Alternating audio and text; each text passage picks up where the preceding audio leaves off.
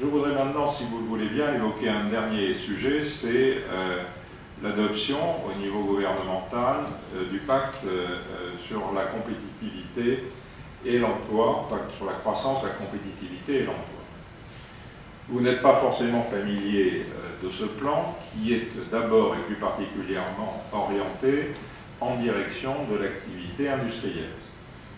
Pour autant, j'aimerais souligner devant vous que certaines dispositions de ce plan s'appliquent aux filières agricoles et qu'il conviendra que vous puissiez regarder quelles peuvent être les modalités d'application, étant entendu que ça va concerner essentiellement les activités qui disposent d'emplois salariés.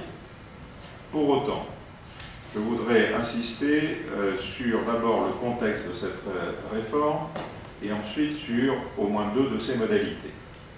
En ce qui concerne le contexte, nul n'ignore, et je n'ai pas besoin de continuer très longtemps à discourir sur le sujet, que notre pays traverse une crise mondiale, européenne et nationale qui, en termes économiques, impacte fortement l'activité des entreprises. Pour y remédier, le gouvernement s'est engagé dans plusieurs pistes qui sont, pour certaines, internationales et européennes, je ne les décrirai pas ici, et d'autres de caractère plus national. Les pistes à caractère national ont pour vocation d'assurer et de renforcer la compétitivité des entreprises, essentiellement dans deux directions.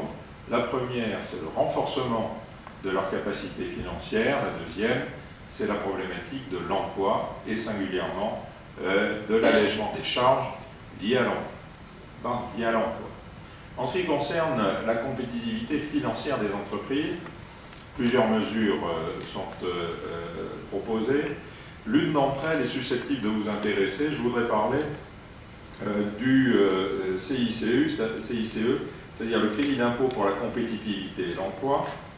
C'est un dispositif qui permet à des entreprises, avec une montée en charge progressive, de bénéficier de diminution de leur masse salariale, d'exonération sur leur masse salariale, hors salaire supérieur à 2,5 fois le SMIC, et des abattements pouvant être de 4% dès 2013, car la mesure est applicable depuis le 1er janvier dernier, jusqu'à 6% en régime de croisière en 2014. Ce dispositif est susceptible de concerner certaines entreprises de main-d'œuvre qui existent dans le domaine agricole, et vous aurez la possibilité de vous renseigner sur le dispositif auprès de la direction des finances publiques qui est ici représentée et qui pourra vous donner tous les éléments de mise en œuvre de ce dispositif qui est applicable, j'insiste, au secteur agricole. Le deuxième aspect, c'est une autre illustration sur laquelle je voudrais venir, c'est les problèmes d'emploi. Vous avez la possibilité, comme les entreprises industrielles, de bénéficier du dispositif des contrats de génération qui permettent d'embaucher des jeunes qui sont diplômés dans les entreprises de manière et en bénéficiant d'allègement des charges, ce qui permet de faire en sorte que ce dispositif, là aussi, vienne alléger les charges et faciliter l'embauche des jeunes. Et ce dispositif est cumulable avec un dispositif de tutorat exercé par les seniors.